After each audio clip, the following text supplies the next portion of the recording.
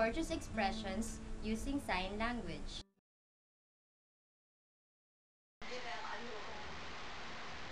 Hello, my name is Berna, and I'm going to teach you the courteous expression, please excuse me and may I help you. The first one is please excuse me. It goes like this. Please excuse me again. Please excuse me. And the last one is may I help you. It goes like this. May I help you again. May I help you.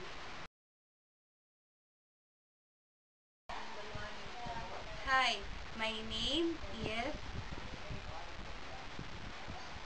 Jen. Today, I will teach you the sign language of the courteous expressions nice to meet you and same to you. It goes like this. Nice to meet you. Again. It's nice to meet you. And now I will teach you the same to you. It goes like this. Same to you. Again. Same to you.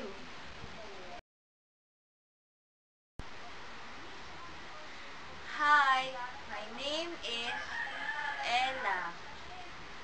I will teach you the sign language of the courteous expression, thank you and you're welcome. Are you ready? The first one is thank you. Thank you. Again. Thank you. And the next one is you're welcome. Are you ready? You're welcome. Again. You're welcome.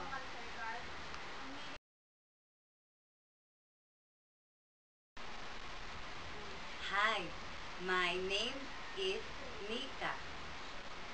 I'm going to teach you the sign language of courteous expressions, sorry and goodbye. It goes like this. The first one is sorry. Again, sorry. The second one is goodbye. It goes like this. Goodbye. Goodbye.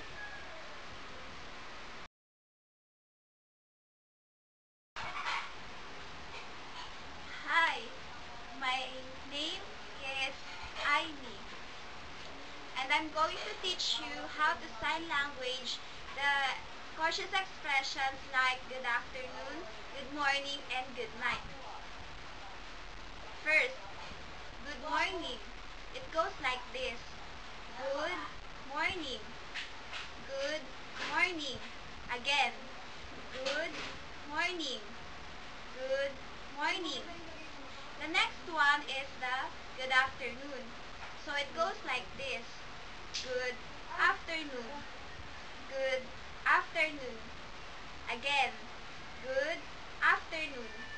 Good afternoon. The last one is the good night. So it goes like this. Good night. Good night. Again. Good night. Good night.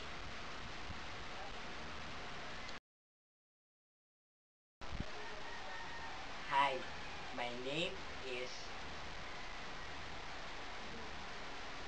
Daniel. Today, I will teach you the sign language of the courteous expression, how are you, and saying hi. Let's go first to saying hi. It goes like this. Hi. Hi. Once again. Hi. Now, let's go to the word how are you. It goes like this. How are you? Again. How are you? Once more. How are you?